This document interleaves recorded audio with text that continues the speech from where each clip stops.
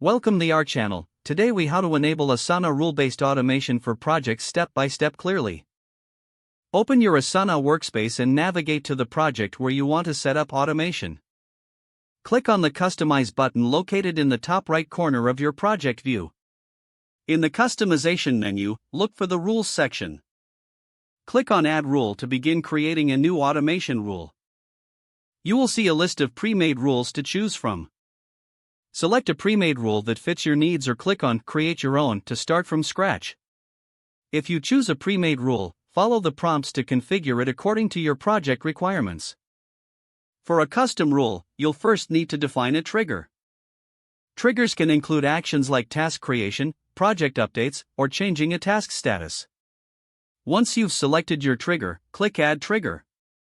Next, you will choose an action that should occur when the trigger is activated. Actions can be assigning tasks, changing due dates, or moving tasks to different sections. After selecting your action, click Add Action. You can further customize your rule by adding conditions to narrow down when the rule applies. Conditions allow you to specify criteria like task assignee, due date, or priority level. Once you have set the conditions, review all the elements of your rule. Click Create Rule to save the automation. Asana will confirm that your new rule is enabled. You can always return to the Rules section to edit or disable any rule at any time. Test the rule by performing the trigger action in your project. Monitor the automated tasks to ensure they are functioning as intended. Adjust your rules as necessary to improve your workflow efficiency. If the page does not load, refresh the browser or try again in a private or incognito window. Make sure you are using the correct email address, then retype it carefully to avoid small typos. If your password is not accepted, use the reset option and create a new strong password you can remember. Check your spam folder for verification or security emails, then complete any requested confirmation steps.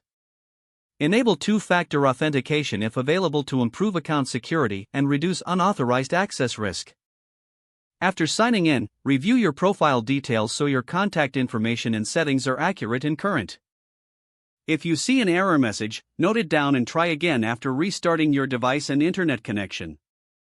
Log out when you finish, especially on shared devices, to keep your account and payment information secure. Don't forget to like this video and subscribe to our channel for more step-by-step tech guides.